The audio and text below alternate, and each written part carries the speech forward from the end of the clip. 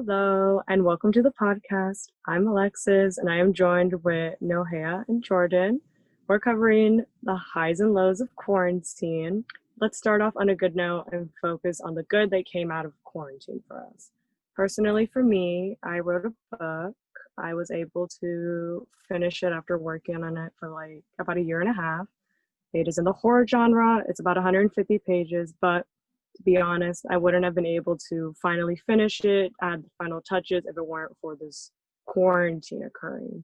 What about you guys? What good things occurred for you guys in quarantine? So for my good thing, it would probably be staying inside because it's causing me not to go out and spend money and go out with friends, go to like restaurants and stuff. So I've just been saving a lot of money, which has been really good because I do need to save my money and hopefully plan for like future trips when this whole thing is over.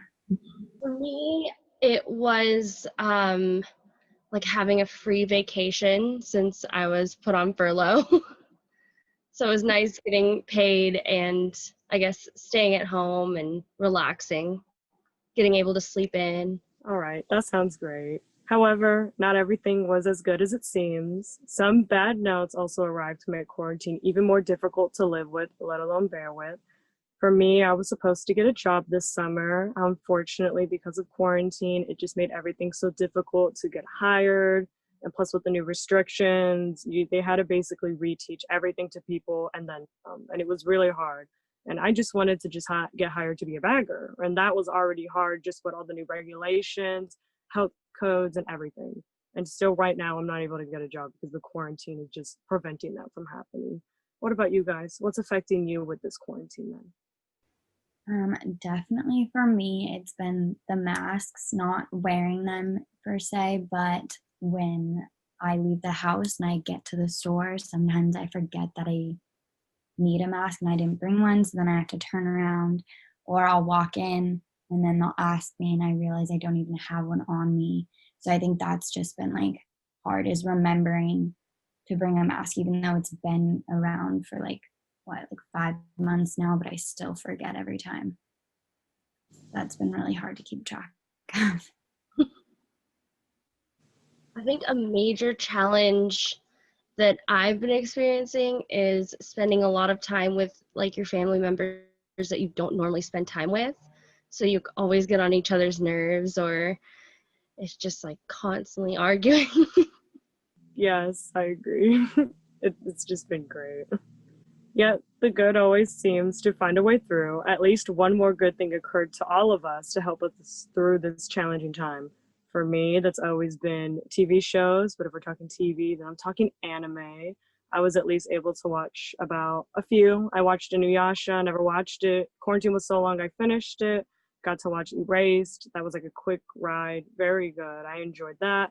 Got to watch Parasite, Neon Genesis Evangelion. So it was a great time to catch up on shows I either missed or were popular. For video games, I was able to play the Mario 3D Collection, Resident Evil 3, The Last of Us Part 2. So it was like a great time to just catch up or just play everything that just came out. It was pretty much heaven if you love shows, been wanting to rewatch them or just play brand new video games. It was great. Yeah, so kind of going off the opposite of Nohea, one of my good things has been spending time with my family because I think this whole like COVID quarantine, like everything, it's kind of made you realize like what's important to you and like where most of your time should be spent. So I think definitely spending time with my family and like reconnecting with my family has helped a lot, and like other like important people and like cousins and like friends that I normally wouldn't see on a day-to-day basis, like now I see. So I think that's been really good, is just to kind of spend time with family because I never have really in the past. I'm always out and about, but now I'm kind of stuck at home. I think, well, during quarantine, having so much time on your hands, I learned to make like a couple dishes and try cooking because I don't really know how to cook. I tried making one of like a Hawaiian dish that my mom used to make, and it was called chicken katsu, and it turned out all right. Oh, wow. That sounds really delicious. Fortunately, though, the quarantine doesn't rest, and it still gave us one more obstacle to overcome. I think we're all in the same boat where we agree that college has just been a formidable foe, probably more than ever now. The whole, like, all right, we just start with like tests and like assignments alone. Due dates are crazy. Sometimes it won't accept things that are turned in at the exact time. You're late by a minute, it'll make sure that you never forget it. It'll always remind you every time you log in.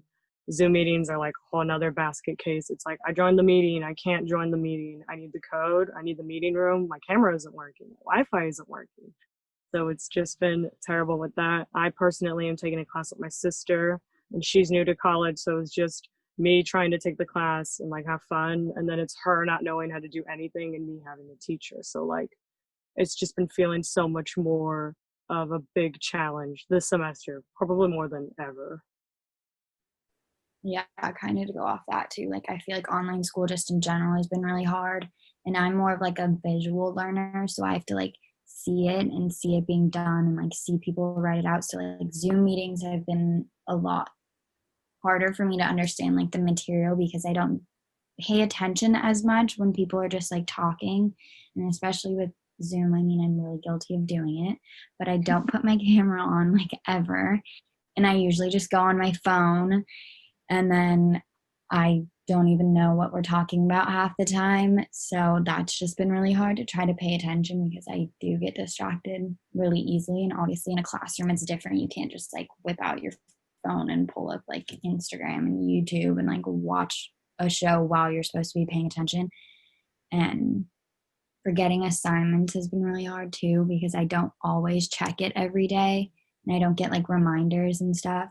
So sometimes I'll forget to look and then like 2 days will pass and I haven't turned in like 4 assignments and I completely forget because you don't have the teacher like at the beginning of the week being like, okay, this is due, this is due, this is due, like don't forget. And I don't write things down now like I used to with a planner.